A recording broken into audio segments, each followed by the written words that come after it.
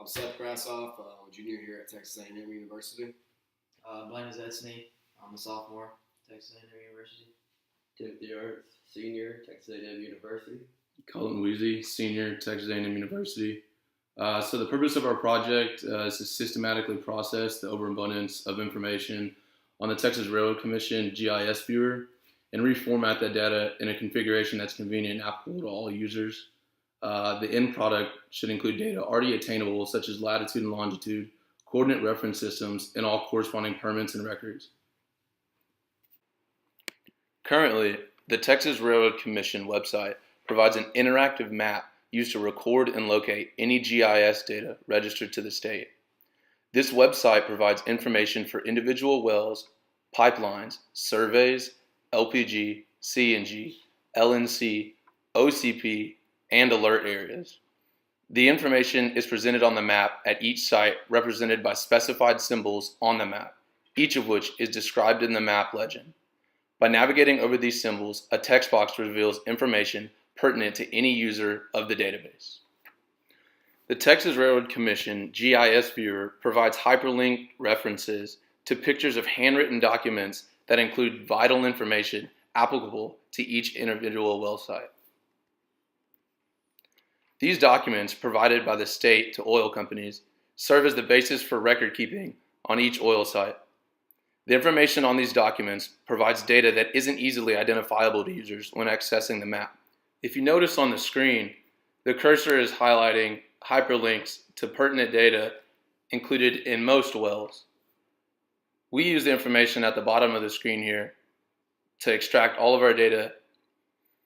This is an example of how to navigate to the handwritten documents provided on each well.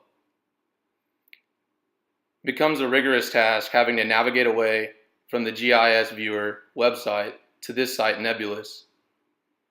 As you can see, if you're uneducated on the paperwork submitted for each well site, this process of deciphering information can become tedious and complex.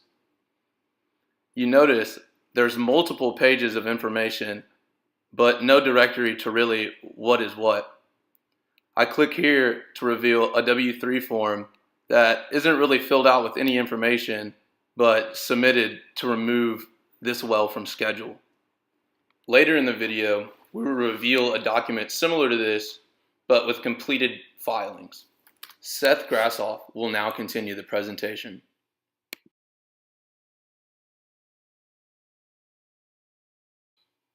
As you can see, this information is dense with a lot of material that is constantly reciprocating the same data.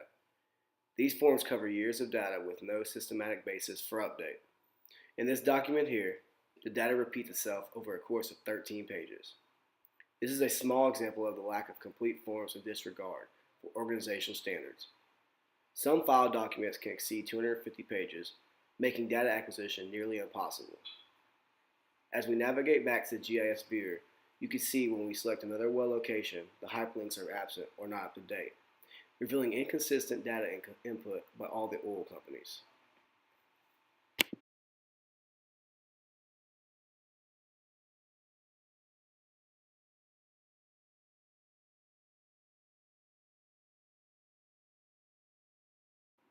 Now what we have here is a completed W3 form, which identifies cementing to plug abandoned data and casing and tubing record after plugging.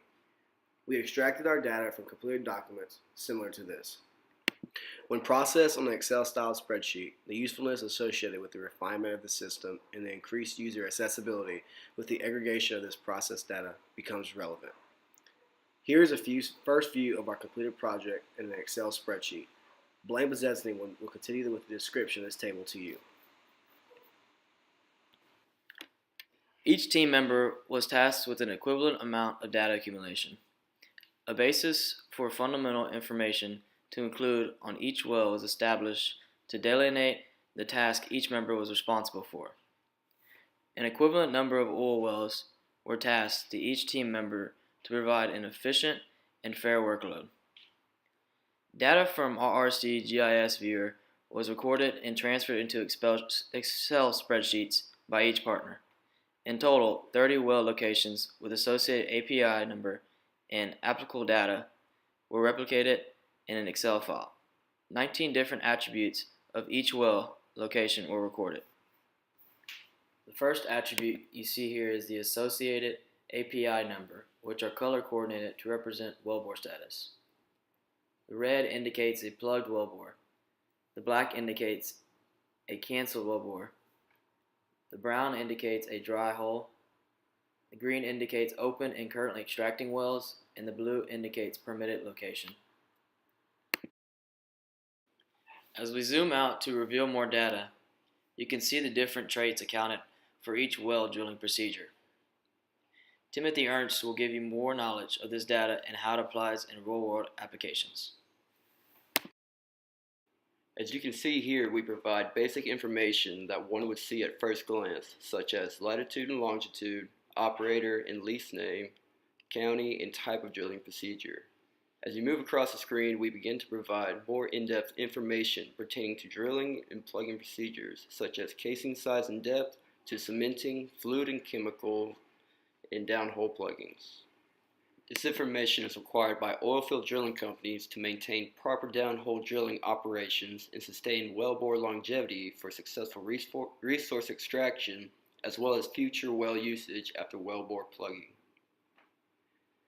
By providing an organized datum from well coordinates and drilling depths to cataloged inventories of all downhole fluids and chemicals, future operations can be conducted by drilling companies in the localized area will begin to have a clear understanding of the necessary equipment and resources needed for efficient drilling and extraction procedures.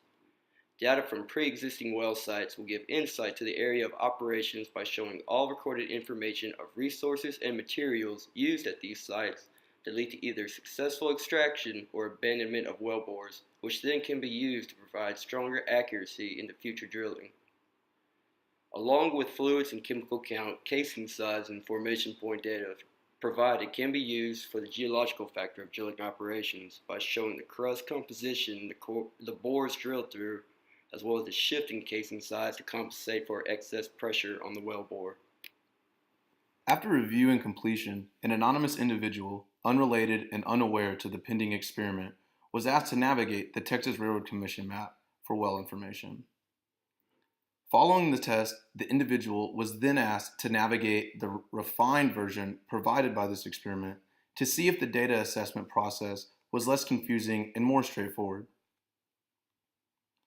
It was mutually agreed that a successful result would provide a scenario in which the individual was unable to ascertain the desired information on the RRC GIS viewer, and also successfully obtain said information on the refined Excel spreadsheet created by this experiment.